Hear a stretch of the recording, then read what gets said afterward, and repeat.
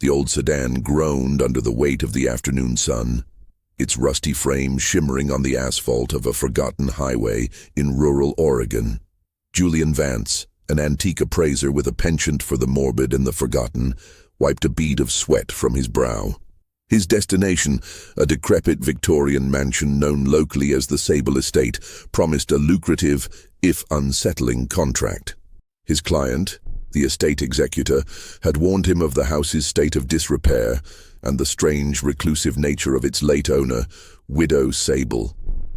She was a woman who had, for half a century, lived a life shrouded in mystery, her only known public appearances being her extravagant purchases of fine jewelry. The air grew heavy as he turned onto a gravel road lined with overgrown oaks. The trees, their branches twisted like arthritic fingers, cast long, menacing shadows. A dense fog, a signature of the Pacific Northwest, began to roll in, swallowing the sunlight and painting the world in shades of grey.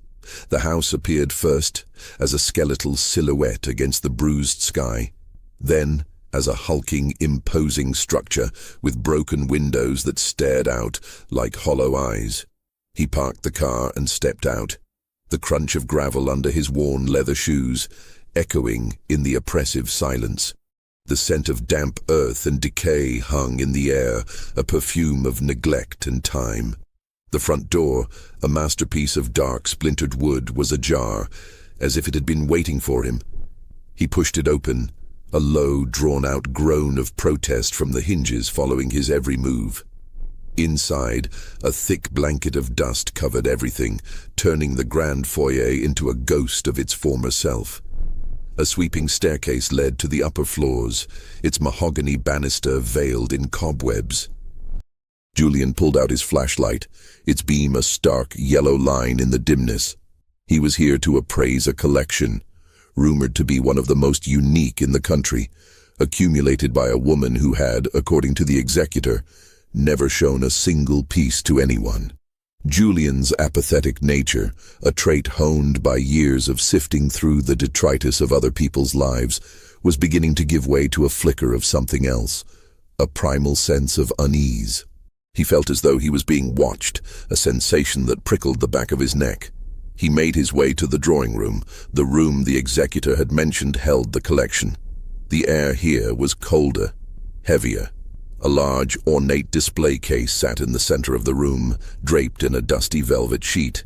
Julian's pulse quickened. He pulled the sheet away, and the light from his flashlight danced across a breathtaking array of necklaces, bracelets, and rings. They were magnificent, crafted with a level of artistry he had rarely seen. But something was off. He leaned in closer, his professional curiosity now tinged with a growing sense of dread. Each piece, though dazzling from a distance, had a strange, almost grotesque quality to its design. The intricate patterns seemed to twist and turn, forming shapes that were both beautiful and disturbing. He focused on a particular necklace, a choker of silver filigree, and small, polished opals. He ran his fingers over the surface, his professional eye searching for a maker's mark or a sign of its origin. He found none. Instead, his fingers brushed against a tiny, almost imperceptible protrusion on the back of one of the filigree settings. He held it up to the light, peering closer. It was a faint, organic-looking inclusion, a small sliver of something bone-white and unnatural. His mind, a library of antique knowledge, couldn't place it. The silence of the house was punctuated by the rhythmic dripping of water from a leaky faucet somewhere above. The sound was maddening, a slow, methodical torture. Julian's gaze swept the room again, and he noticed a small, framed photograph on a dusty side table. He picked it up. It showed a younger Widow Sable, a stern-looking woman with a tight smile, standing with a group of 4 young women. Her maids, he assumed. They all wore simple, humble dresses and looked at the camera with a mix of apprehension and respect. He turned the photo over. Scrawled on the back in elegant cursive handwriting were 4 names: Eleanor, Beatrice, Clara, and Sophie. The same names the local historian had mentioned in his email to Julian. The names of 4 young women who had worked for the widow and had mysteriously vanished without a trace over the course of a decade. A floorboard creaked somewhere above him. Julian froze, his heart pounding a frantic rhythm against his ribs. He was alone in the house, or so he thought. He listened, holding his breath, but the sound didn't repeat. It was likely just the house settling, a natural occurrence in old structures. But the feeling of being watched intensified, pressing in on him from every corner of the room. The air grew colder, and a shiver, not of cold, but of pure dread, ran down his spine. He put the photograph back down, his mind racing with 100 different possibilities. The unique jewels, the missing maids, the eerie quiet of the house. It all began to weave into a chilling, cohesive narrative. He knew then that this wasn't just another appraisal. This was something far more sinister. If you enjoyed this first chapter and are ready to unravel the mystery of Widow Sable's cursed jewelry, don't forget to like this video and subscribe to the channel for more. The creak upstairs didn't repeat, but the sound had already planted a seed of doubt in Julian's mind.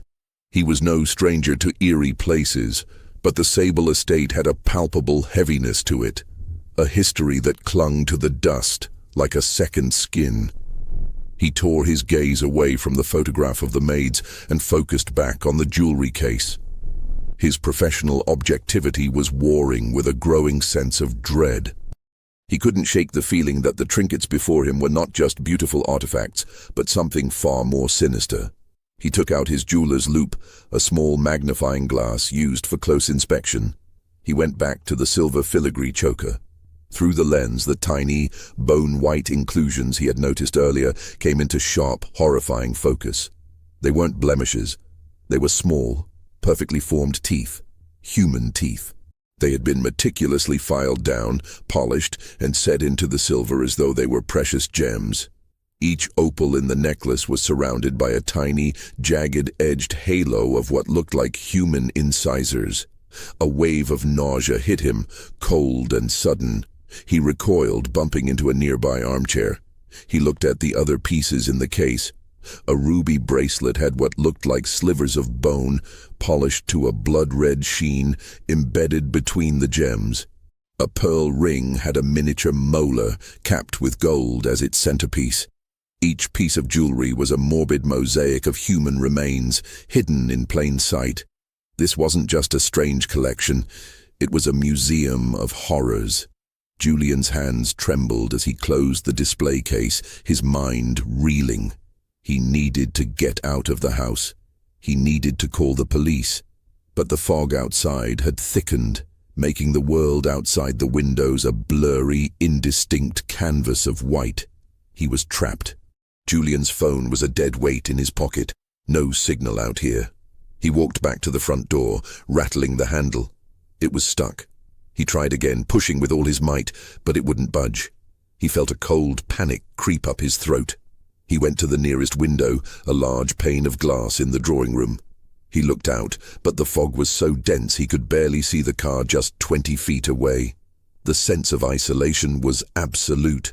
He was a rat in a maze, and the maze was this horrifying house. He forced himself to calm down, to think logically. The executor's email had mentioned the widow's past. Julian remembered a detail that hadn't seemed important before. The local historian, a Dr. Alistair Finch, had written a book about the area. He had a whole chapter dedicated to the Sable Estate and its bizarre history. The book was titled Whispers of the Willamette, a local history of the valley. Julian's mind raced, recalling the email. Dr. Finch had mentioned that the widow had a reputation for eccentricity and had been involved in a series of local scandals. He needed to get to that book. Julian went back to the drawing room, his eyes scanning the cluttered shelves. He found a bookshelf filled with old, leather-bound volumes. He ran his hand along the spines until he found a slim, unassuming book titled Whispers of the Willamette. He opened it, his fingers fumbling. He flipped through the pages until he found the chapter titled The Sable Secret. The text was a detailed account of the widow's life, her obsession with collecting, and the series of disappearances that had plagued the estate. The book mentioned the 4 maids, Eleanor, Beatrice, Clara, and Sophie. It recounted how each of them had been hired by the widow, only to vanish without a trace a few months later. The local police had investigated each disappearance, but nothing was ever found. There were rumors, of course, whispers of foul play, but without a body the cases went cold.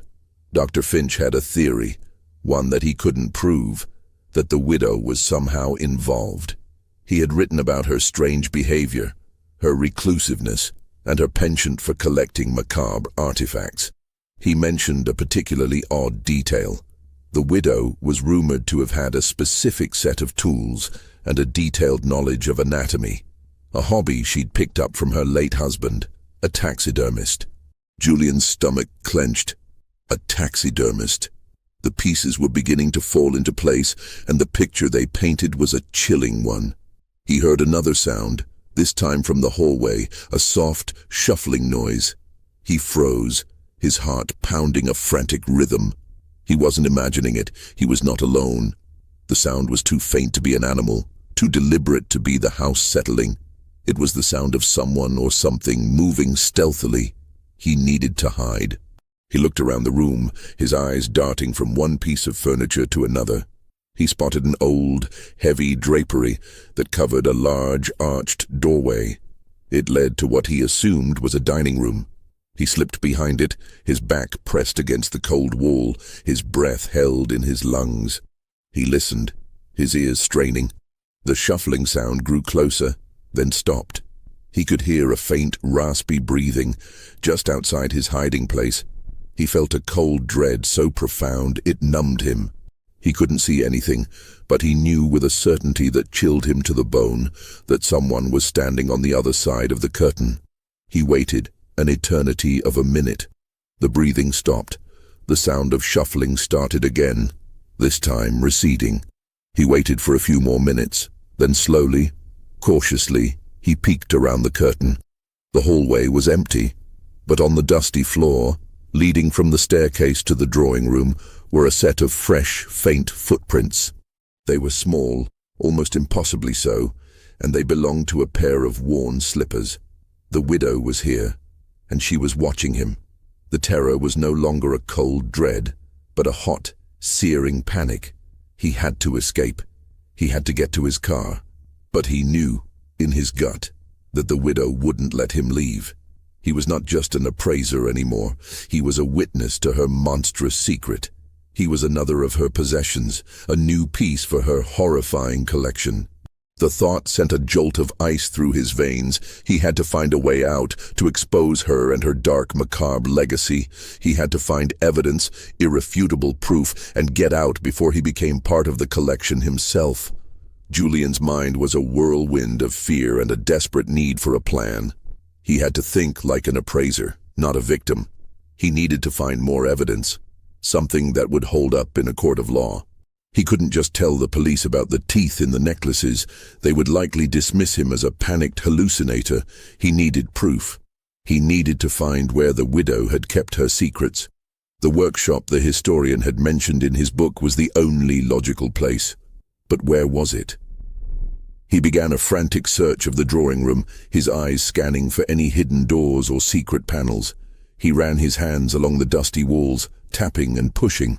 Nothing. He went to the fireplace, a massive stone structure, and examined its intricate carvings. He found nothing out of the ordinary. The floorboards were old and creaked under his weight, but there was no indication of a trapdoor. He was running out of time and daylight. As the sun began to dip below the horizon, casting long, menacing shadows through the broken windows, Julian's desperation grew. The house was a living thing, a predator waiting for its prey to make a mistake. He decided to go back to the jewelry case. It was the centerpiece of the room, the source of his discovery. Maybe there was something there, something he had missed. He opened the case again, his hands trembling. He looked at the pieces, each one now a symbol of a gruesome crime. He noticed a small, loose compartment at the bottom of the case, hidden beneath the velvet lining. He carefully lifted the lining, and beneath it lay a small, leather-bound journal. The journal was old, its pages brittle and yellowed. He opened it, and the elegant cursive handwriting from the photo's back cover filled the pages. It was the diary of Eleanor, the first of the missing maids. Her first entries were filled with hope and excitement. She had come to the estate for a better life, a chance to save money for her family. She described the widow as a kind, if reclusive, employer. She wrote about her love for the fine jewelry the widow bought and her fascination with the intricate designs. But as the entries went on, the tone changed. Hope was replaced by dread. The excitement turned to terror. Eleanor wrote about the widow's strange habits, her obsession with precision and detail. She wrote about a room in the house that was always locked, a room the widow never allowed anyone to enter. She also mentioned a peculiar fear, the widow's fascination with teeth. Eleanor had noticed that the widow would often stare at her and the other maids, her eyes fixated on their smiles. She even asked them to show her their teeth, a request she dismissed as an odd quirk. Eleanor wrote about the widow's late husband, the taxidermist, and how the widow had an extensive collection of his tools. The final entries were a frantic, desperate plea for help. Eleanor wrote about the widow's growing obsession, her requests becoming more and more bizarre. The last entry was a single chilling sentence. She has the tools. She is staring at me. She wants my smile. Julian's blood ran cold. He looked up from the diary, his eyes darting around the room. The house was now shrouded in darkness, the only light coming from his flashlight. He heard a soft, scuttling sound, like something being dragged across the floor in the hallway outside. He snapped the diary shut, his mind racing. He knew he couldn't stay in the drawing room. He had to move, to find a better hiding place. He had to find the workshop. He went back to the old photo of the maids. He looked at their faces, their hopeful smiles, their bright eyes. They were not just names in a book. They were real people, victims of a monstrous obsession. He felt a surge of righteous anger, a need to expose the widow for what she was. He made his way back to the main hall, his flashlight beam cutting through the inky blackness. He moved slowly, cautiously, his senses on high alert. He heard the sound of a door closing upstairs, a soft click that was undeniable. The widow was still in the house. He needed to get to the workshop. He remembered a detail from the historian's book. The widow's late husband, the taxidermist, had his studio in the servants' quarters, located in a remote part of the house, away from the main rooms. Julian knew where to go. He had to pass the main staircase, the hallway where he had heard the shuffling and seen the footprints. He had no choice. He made his way to the staircase, his heart hammering against his ribs. He looked up the dark, cavernous stairwell, a black void. He took a step, then another, his feet light on the creaking floorboards. He was halfway across the hall when he heard it, a low, guttural cough from the top of the stairs. The widow. She was up there, in the darkness, watching him. He froze, his hand on the banister, his flashlight beam fixed on the top of the stairs. He couldn't see her, but he could feel her presence, a cold, predatory gaze. He had to be fast. He had to get to the servants' quarters before she could get to him. The guttural cough from the top of the stairs was a sound so laden with malice that it felt like a physical blow. Julian didn't hesitate. He spun on his heel and sprinted towards the rear of the house, his flashlight beam bouncing erratically off the walls. The house was a labyrinth of hallways and closed doors, each one a potential trap. He could hear a soft shuffling sound from the top of the stairs, the slow, deliberate footsteps of someone descending. The widow was hunting him. He fumbled with a doorknob, his fingers slick with sweat. The door opened to a small, narrow hallway, clearly a service corridor. He ducked inside, slamming the door shut and leaning against it, his breath coming in ragged gasps. He pressed his ear against the cold wood, listening. The shuffling footsteps stopped outside the door, and then a faint scratching sound began, like long fingernails scraping against the wood. Julian's blood ran cold. He knew, with a horrifying certainty, that the widow was standing on the other side, listening, waiting. He had to get to the servants' quarters. The historian's book mentioned the workshop was in that section of the house. He moved down the narrow, dark corridor, his flashlight beam dancing across dusty shelves and forgotten cleaning supplies. The air was stale, a mixture of mothballs and mildew. He felt a profound sense of isolation, a total disconnect from the outside world. The dense fog was his prison wall, and the widow was his warden. He passed a row of small, cramped bedrooms. These must have been where the maids lived.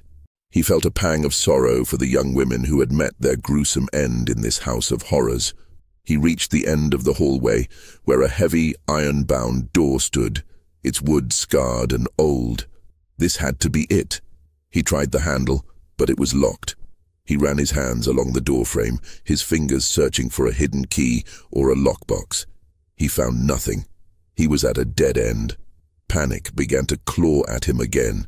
He could hear the shuffling sound from the other end of the corridor, growing closer. The widow was coming. Julian's mind raced. He had to find another way in. He remembered the diary. Eleanor had mentioned a locked room. Maybe there was a clue in there. He pulled the diary from his pocket, his hands shaking. He flipped through the pages, his eyes scanning for any detail he might have missed. He found an entry where Eleanor described a secret meeting place for the maids, a small alcove in the drawing room where they would whisper secrets to each other. The alcove was described as a small sitting area behind a large tapestry. Julian remembered seeing a huge tapestry in the drawing room. He had to go back. He heard the shuffling outside the corridor door, and then a series of soft, methodical taps against the wood. The widow was using her knuckles, not her fingernails now. She was announcing her presence, a psychological game of terror. Julian knew she was enjoying this. He had to make his move. He took a deep breath, and with a burst of adrenaline he sprinted back down the corridor, past the maids' bedrooms and towards the main part of the house. He heard the door behind him open, and a soft, raspy sigh filled the air. She knew he was running. She was toying with him. He burst back into the main hallway, the staircase a black void to his right. He ran past the drawing room and into a small study. He saw the tapestry, a huge, dusty fabric depicting a medieval battle scene. He ran behind it, his heart pounding in his chest. He pushed aside the heavy cloth, revealing a small, forgotten alcove with 2 chairs and a small table. He sat on one of the chairs, his body hunched over, his flashlight beam aimed at the floor. He saw something on the table, a small, tarnished silver locket. He picked it up. It was old and heavy. He opened it, his fingers fumbling. Inside, nestled on a small piece of faded silk, was a single, perfect tooth. It had a small chip on the left side, and a tiny, almost invisible cavity filled with gold. Julian's blood ran cold. This wasn't just any tooth. This was the same tooth described in the historian's book, the same tooth that belonged to the first maid, Eleanor, the one with the gold filling. He had found irrefutable evidence, a piece of the puzzle that was a direct link to the first murder. But how was it connected to the workshop? He looked closer at the locket. The back was engraved with a series of numbers and letters. It wasn't a code. It was a combination. He had to be close. He had to find the lock. He knew the widow was close, that she could hear him, that she was watching him. He had to get to the workshop. He had to find the truth, to prove her crimes before she made him a part of her collection. He stood up, his mind focused, his fear now replaced by a cold, hard resolve. He had to find the workshop. He went back to the door in the service corridor. He ran his fingers over the lock, his mind replaying the combination on the locket. He tried the numbers, his fingers trembling. The lock clicked. He had found it. He pulled the heavy door open, and the foul, stale air of a long-closed room washed over him. He stepped inside, his flashlight beam cutting through the darkness, revealing a grotesque sight. The workshop was filled with tools, vials, and half-finished projects. He was in the heart of her madness, the place where she turned living people into morbid jewelry. He was in the lair of a monster. He heard the door slam shut behind him. The lock clicked. He was trapped. The click of the lock echoing behind him was the sound of a final, definitive trap.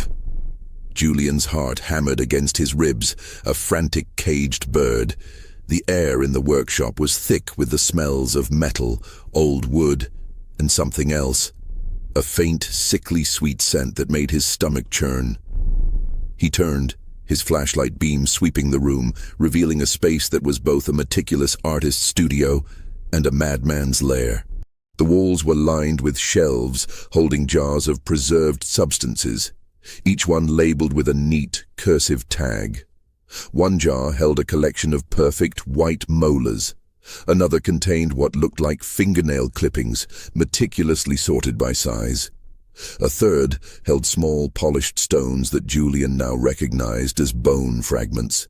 A large workbench dominated the center of the room, cluttered with an array of tools. Small saws, drills, files, and an assortment of jeweler's implements. He saw a series of half-finished projects. A bracelet with tiny pearl-like beads that were, on closer inspection, chipped enamel from teeth. A ring with a grotesque centerpiece. A molar, a perfect, gleaming white molar set in gold. He gagged, his hand flying to his mouth. The horror was no longer a theory, it was a tangible, nauseating reality. Julian's eyes landed on a large, heavy safe tucked into a corner. Its steel door was scarred and old, a testament to its long use. It was the only thing in the room that was locked. He had a sickening feeling that the safe contained the most important evidence of all. He had to get inside. But how? He didn't have the combination. He ran his hands over the cold steel, his mind racing. There had to be a way. He remembered the diary and the locket. The combination on the locket was a sequence of letters and numbers. It was the key to his freedom, the key to exposing the widow. He looked around the room, his mind now in full-on detective mode. He had to find something that would help him. He noticed a small leather-bound notebook on the workbench, its cover a dark, worn brown. He opened it, and his eyes scanned the pages. It was a detailed ledger, meticulously kept, of all the jewelry the widow had created. Each entry had a name, a date, and a detailed description of the piece. The pages were filled with gruesome poetry, the widow's own twisted sense of artistry. He saw an entry for Eleanor's choker, described as a filigree of silver and opals, with teeth from a brilliant smile. The entry for Beatrice's bracelet read, a ruby-studded chain, with slivers of bone from a strong, graceful wrist. He turned the pages, each entry a new descent into madness. He saw entries for Clara and Sophie, and then, at the end, a final entry, undated, but with a recent bold inscription, Julian Vance's locket, a tribute to a curious mind, a piece of his own heart, and a new smile. Julian's blood ran cold. The widow was here and she was watching him. She had a plan for him. The notebook wasn't just a ledger, it was a psychological weapon, a way for her to show him she was in control. She was toying with him, letting him see her crimes, letting him know his fate. He heard a low, raspy laugh from somewhere in the house, a sound that sent a jolt of ice through his veins. The widow was outside the workshop door. He was trapped, and she was playing her game. He had to get out. He looked at the safe again, a new sense of urgency consuming him. He had the combination. He had the locket. But what did the numbers and letters mean? He looked at the locket again, at the numbers and letters engraved on its back. He knew it was a code, a key, but what was it? He tried different combinations, his fingers fumbling with the dial. Nothing. The safe remained locked. A soft, shuffling sound began outside the door, the sound of her slippers on the wood. He could hear her breathing now, a shallow, rattling gasp. She was waiting for him to break, to give in to the terror. He wouldn't. He had to think. He went back to the notebook, his eyes scanning the pages again. He looked at the entries, the names, the dates. Eleanor, Beatrice, Clara, Sophie, and then, at the end, his name. It was a sequence, a pattern. He had to find the key to the sequence. He looked at the entries again, his mind racing. He saw a pattern in the dates, a numerical sequence. He tried the numbers, a desperate shot in the dark. The dial clicked, a soft, mechanical sound that was music to his ears. The safe was unlocked. He pulled the heavy door open, his flashlight beam illuminating the interior. Inside, on a small velvet cushion, was a single object. It was a set of dentures, a complete set of human teeth, gleaming white and perfectly formed. And beside it was an old, leather-bound book. He pulled the book out. It was a personal journal, a different one from Eleanor's, a journal of the widow herself. He opened it, his eyes scanning the first few pages. It was a chronicle of her life, a descent into madness. She wrote about her love for her late husband, a taxidermist who had died in a hunting accident. She wrote about her obsession with his work, her desire to create beauty out of the grotesque, to immortalize perfection. She wrote about the maids, about their perfect teeth, their brilliant smiles, and her desire to possess them. She wrote about her obsession with preserving beauty, with making it last forever. Julian had found it. The motive, the method, the gruesome evidence. He had to get out. He heard the sound of a key turning in the lock.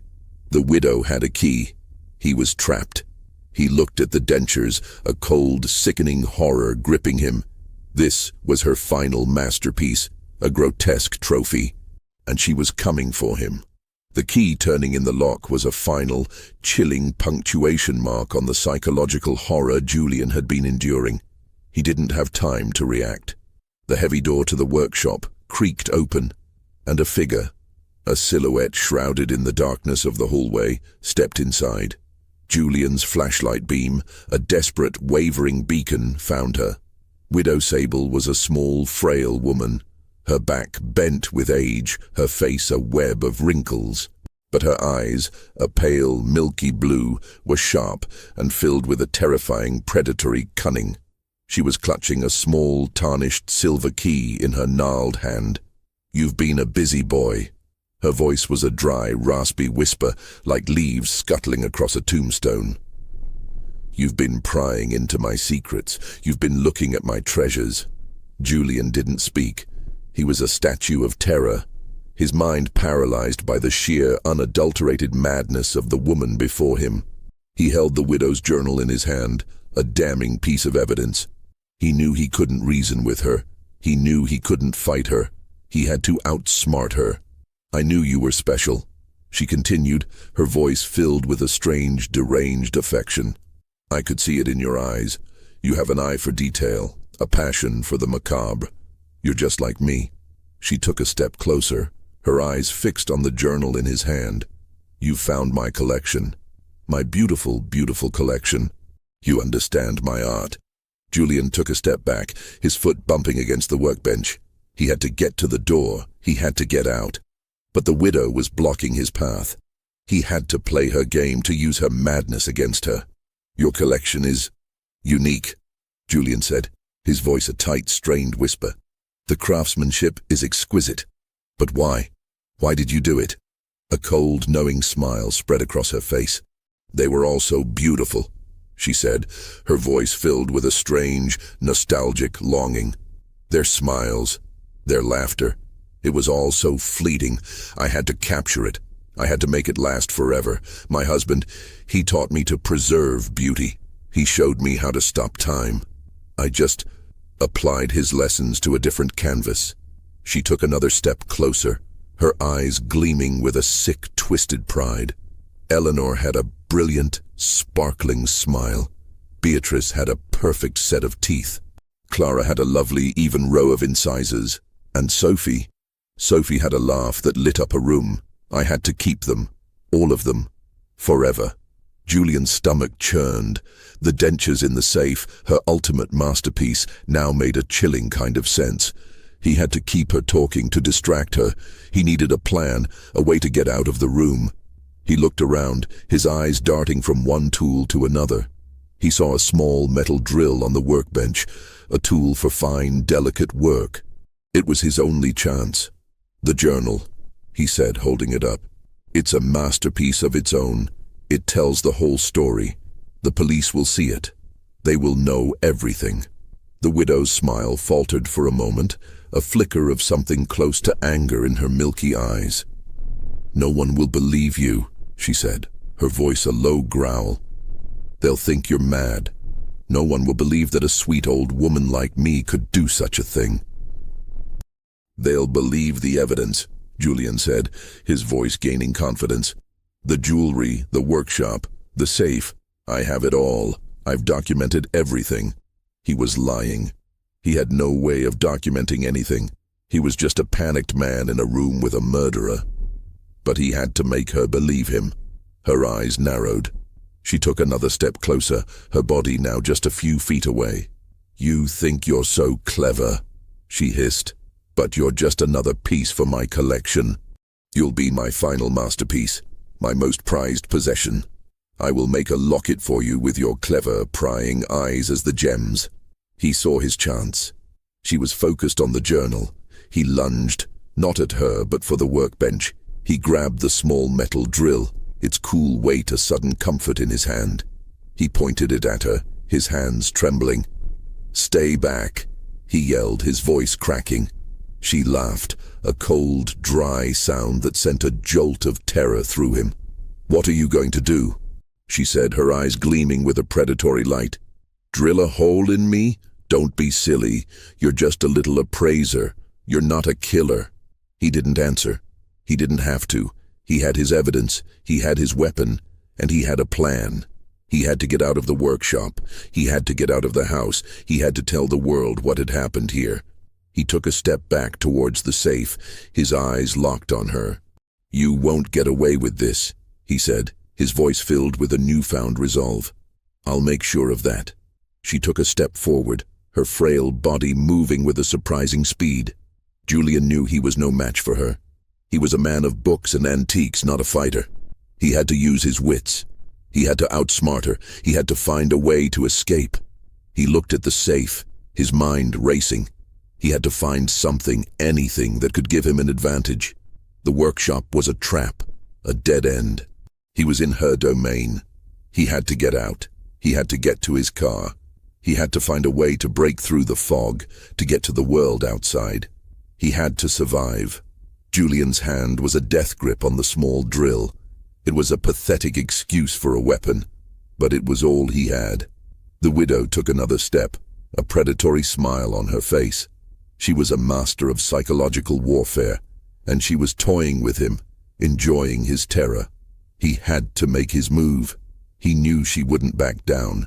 He had to create a distraction, a way to get past her and out of the workshop. He looked around the room, his mind racing.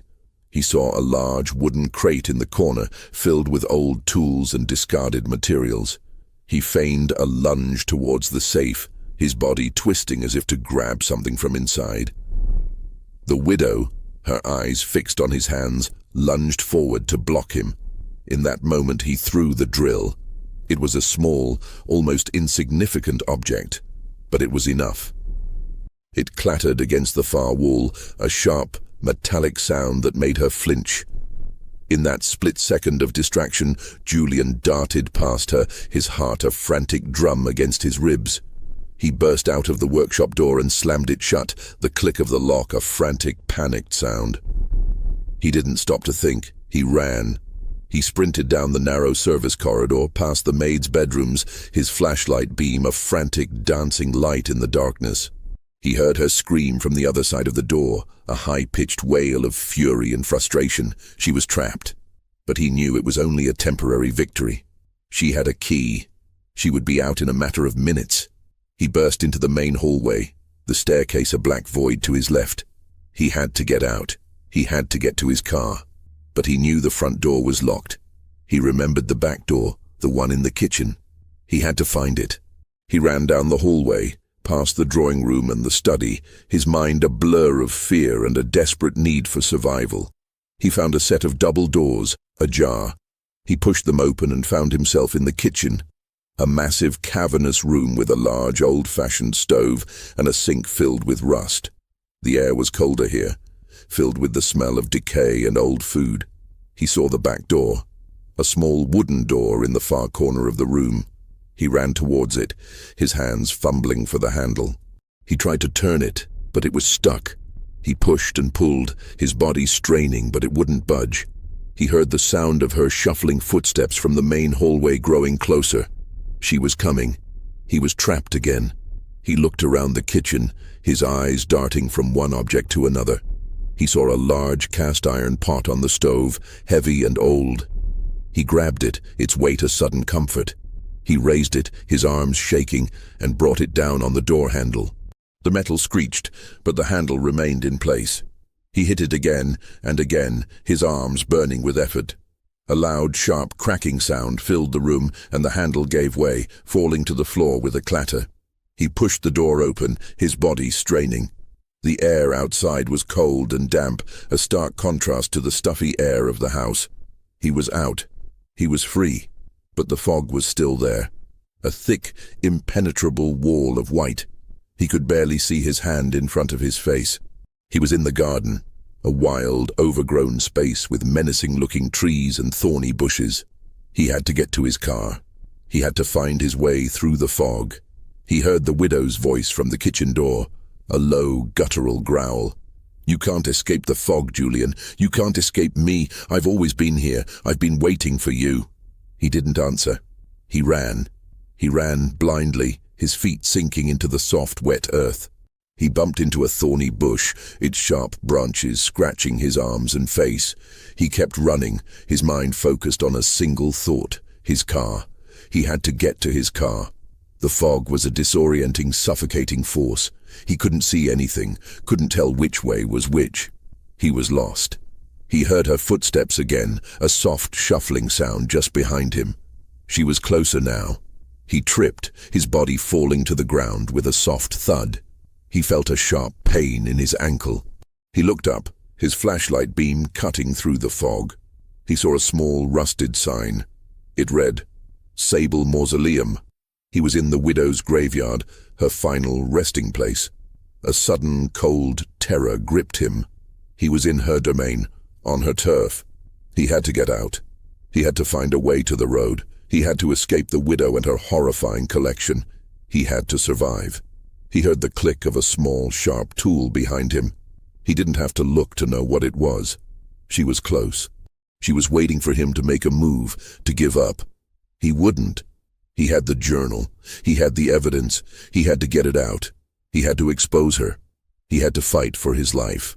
If you enjoyed this chapter and are ready to see how Julian will escape the clutches of the widow and expose her horrific secret, don't forget to like this video and subscribe to the channel for more. The click of the tool behind him was the sound of his inevitable doom. Julian didn't look back. He scrambled to his feet, a searing pain shooting up from his ankle. The fog was a living, breathing entity, a white shroud that muffled sound and disoriented his sense of direction. He hobbled away from the mausoleum, his mind racing. He had to find a way out of the fog, a way back to the road. He had to get to his car. "There's no escape, Julian." The widow's voice was a low, chilling whisper, seemingly coming from all directions at once. "You're in my garden now. My beautiful, beautiful garden. Every plant, every stone, oh, it's all part of my collection. And you, Julian, you're my final flower." He didn't answer. He ran, his body a mix of adrenaline and terror. He had to find the road. He had to find a landmark, something that would guide him. He saw a faint light in the distance, a blurry, indistinct glow. It was a house, not the main house, but a smaller one. A guest house. He ran towards it, his heart pounding. The light grew brighter as he got closer. It was a single old-fashioned lantern hanging on a porch. The house was small and looked abandoned, its windows boarded up. But the light was on. He stumbled onto the porch, his body a shaking mess. He rattled the door, but it was locked. He looked for a window, a way in, a way to escape. He saw a single unboarded window on the side of the house. He ran to it, his hands fumbling for a rock or a stick. He found a small stone and brought it down on the glass. It shattered with a soft, muffled crack, the sound swallowed by the fog. He reached inside and unlatched the window, pulling it open. He climbed inside, his body a wreck of scraped knees and torn clothes. The room was dark and filled with the smell of old dust and decay. He found a light switch and flicked it. The room filled with a dim yellow light. It was a small, cramped study, filled with books and papers. He saw a small table with a phone on it.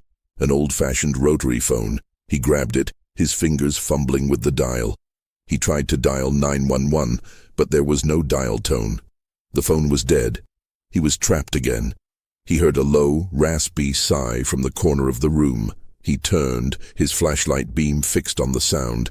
He saw her, the widow, standing in the shadows, her eyes a pale, milky blue filled with a sick, twisted triumph. She was holding a small silver locket in her hand, the same locket he had found in the alcove. "You're a clever one, Julian," she said, her voice filled with a strange, possessive affection. "You found my special place, my sanctuary, my memories." She opened the locket, her eyes fixed on the small, chipped tooth inside. This was Eleanor's. I kept it close to me, a memory of her brilliant smile. She closed the locket and held it up to him. "But I've been a naughty girl. I left a clue. I made it too easy for you. But I couldn't resist. I had to let you know." Julian's mind was racing. He was trapped in a room with a murderer. He had to do something. He had to get out. He looked at the window he had climbed in from. It was his only way out. But she was blocking his path. He had to use his wits. He had to play her game, to turn it against her. "You're not a good artist," Julian said, his voice filled with a cold, calculated anger. "A true artist doesn't take from others. They create. You're just a monster." A flicker of something close to fury appeared in her eyes. "How dare you?" she hissed. "I gave them beauty. I made them eternal. I saved their smiles from the decay of time." "You didn't save anything," Julian said, his voice gaining confidence. "You destroyed them. You turned them into grotesque trophies. You're not an artist. You're a thief." He was playing a dangerous game, but he had no choice. He had to get her to a point of emotional instability, a point where she would make a mistake. She took a step closer, her hand clutching the locket, her knuckles white. "You don't understand," she whispered. "My husband, he taught me everything. He showed me how to preserve beauty. He showed me how to make things last. I made it better. I made it mine." Julian saw his chance. She was lost in her own twisted reality. He pointed to the locket. "The tooth is chipped," he said, his voice a low, taunting whisper. "You broke it. You didn't preserve her. You broke her. You're a failure, Widow Sable. You're a failure of an artist and a failure of a human being." The words hit her like a physical blow. Her eyes widened, a flicker of raw, unadulterated rage replacing the madness. "I am not a failure," she screamed, her voice a high, piercing wail. She lunged at him, her frail body moving with a surprising speed. Julian dodged her, his body twisting, and she stumbled, falling to the floor. The locket flew from her hand, its silver glinting in the dim light. It slid across the floor, a few feet from the window. He saw his chance. He scrambled to his feet and lunged for the locket. He grabbed it, his hands shaking. He looked at her lying on the floor, her body heaving with sobs. She wasn't a monster anymore. She was just an old, broken woman, her mind consumed by a sick obsession. He knew he had to get out. He had the evidence. He had the locket. He had to escape. He looked at the window. It was his only way out. He had to run. He had to get to his car. He had to tell the world what had happened here. He had to survive. Julian stumbled out of the guest house, the locket clutched tightly in his hand. The fog was as thick as ever, a disorienting, suffocating presence. He heard a rustling sound behind him, a frantic, desperate scrabbling. The widow was on her feet, and she was coming for him. He ran, his body a mix of adrenaline and pain. He had to get to his car. He had to get to the road. He had to find a way through the fog. He ran blindly, his feet slipping on the wet, muddy ground. He knew he couldn't outrun her. She knew this place. She had lived here her entire life. She was a hunter in her own territory. He had to use his wits. He had to think like an appraiser, to find a pattern, a way to navigate this living maze. He remembered the historian's email, the description of the estate. The road was on the west side of the property. The house was in the center. The guest house was on the eastern side. He had to run west. He turned, his body a blur of motion. He ran, his mind focused on a single thought. West. The fog was a disorienting force, but he had a compass in his mind. He had to find his way to the road. He heard her voice again, a low, guttural growl. "You can't escape, Julian. I've lived here for 50 years. I know every stone, every tree. You're just a lost little boy." He didn't answer. He kept running. He ran until his lungs burned and his legs ached. He ran until he saw a flicker of light in the distance, a faint, almost imperceptible glow. He ran towards it, his heart pounding a frantic rhythm. The light grew brighter, and he saw a sign, a small, wooden sign. It read, Oregon Route 101. He was on the road. He was out of the fog. He was free. He saw his car in the distance, its rusty frame a beacon of hope. He ran towards it, his body a mix of pain and pure, unadulterated relief. He fumbled with the keys, his hands shaking, and unlocked the door. He got inside, slammed the door shut, and locked it. He started the engine, the sound a low, comforting hum. He put the car in reverse and backed out onto the road. He looked in his rearview mirror. She was there, standing in the middle of the road, a small, frail figure shrouded in the fog. She was watching him. Her eyes, a pale, milky blue, were filled with a sick, twisted triumph. Julian sped away, his foot heavy on the gas pedal. He had done it. He had escaped. He had the evidence. He had the locket. He had to get to the police. He had to expose her. He had to tell the world what had happened here. He had to tell them about the cursed jewelry, about the missing maids, about the monster in the mansion. He had to make sure no one else became part of her collection. He drove for miles, his mind a blur of fear and a desperate need for justice. He saw a police station in a small, quiet town. He pulled over, his car groaning to a stop. He got out, his body a wreck of torn clothes and scraped skin. He went inside, his hand clutching the locket. The police officer at the desk was a young, bored-looking man. He looked up, his eyes widening at the sight of Julian. "I need to report a murder," Julian said, his voice a hoarse, strained whisper. "No, multiple murders. I have the evidence. I have the proof." The officer looked at him, his face a mix of skepticism and pity. "Son, you look like you've been in a car crash. Are you all right?" "I'm fine," Julian said, his voice filled with a desperate urgency. "I need you to listen to me. It's about the Sable Estate. The Widow Sable, she's a monster." He placed the locket on the desk, its silver glinting under the harsh fluorescent light. "This is a piece of evidence. It's a tooth. It belongs to one of the missing maids." The officer looked at the locket, his face a mask of disbelief. He picked it up, his fingers examining the small chipped tooth. He looked at Julian, a flicker of something close to concern in his eyes. "Son, I'm going to have to ask you to come with me. You need medical attention." "No," Julian said, his voice rising. "You don't understand. She's a murderer. She makes jewelry out of her victims. I saw it. I have a journal. I have her confession." He was a man possessed, a frantic, wild-eyed prophet of doom. He knew he sounded crazy. He knew no one would believe him. But he had to try. He had to make them believe him. He had to make sure the widow's reign of terror was over. Julian's frantic pleas were met with a mix of pity and professional skepticism. The officer, a kind but firm man named Miller, insisted Julian get checked for shock and a potential concussion. Julian, exhausted and running on pure adrenaline, eventually agreed. He was taken to a small local hospital where a doctor stitched his cuts and treated his ankle. He was given a sedative to calm his nerves, and he fell into a deep, dreamless sleep. He woke up in a stark white room, the sun streaming through a large window. He felt a sense of calm he hadn't experienced in days. His body ached, but his mind was clear. He remembered everything: the house, the jewelry, the diary, the workshop, the widow. It wasn't a nightmare. It was real. Officer Miller was waiting for him. "Feeling better?" he asked, his voice soft. Julian nodded. "I've been on the phone with the state police." Miller said. "They've been in contact with the executor of the Sable Estate. He says the house is, well, it's a mess. The front door is ajar, the back door handle is broken, and there's a lot of things out of place." He paused, his eyes fixed on Julian.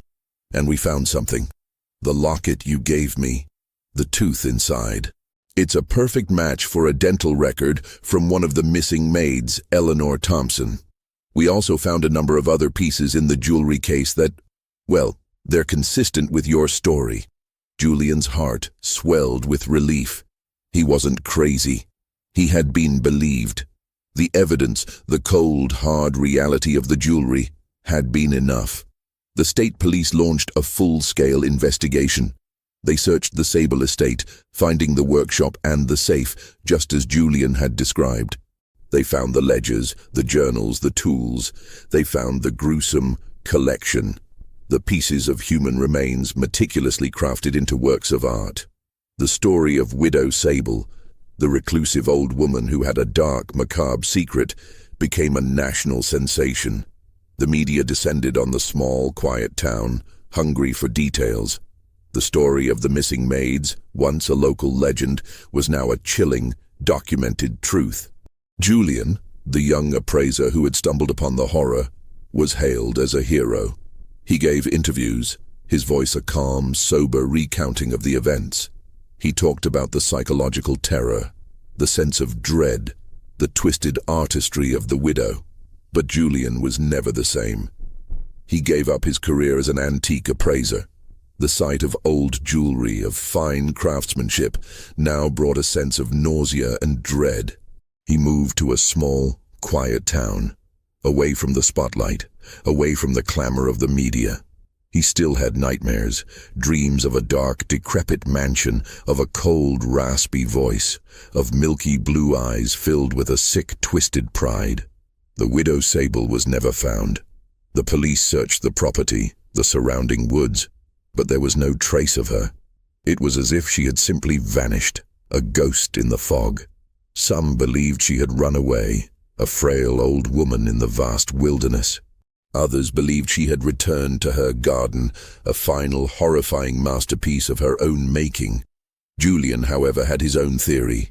He believed she had found her final sanctuary, a place where she could rest, a place where she could finally be at peace with her monstrous legacy. He believed she had made herself the final piece of her own horrifying collection. The story of the cursed jewelry of Widow Sable became a dark, chilling legend, a cautionary tale told in hushed whispers in the small towns of rural Oregon. It was a story of a woman consumed by madness, of a young man who had to face a monster, and of the horrifying reality that the most terrifying things are often not found in ghosts or monsters, but in the dark, twisted corners of the human mind. The jewelry, the collection of human remains, was now in a police evidence room, a silent, macabre testament to a series of unsolved murders. And the memory of the 4 missing maids, Eleanor, Beatrice, Clara, and Sophie, lived on, their names forever etched into the dark, chilling history of the Sable Estate.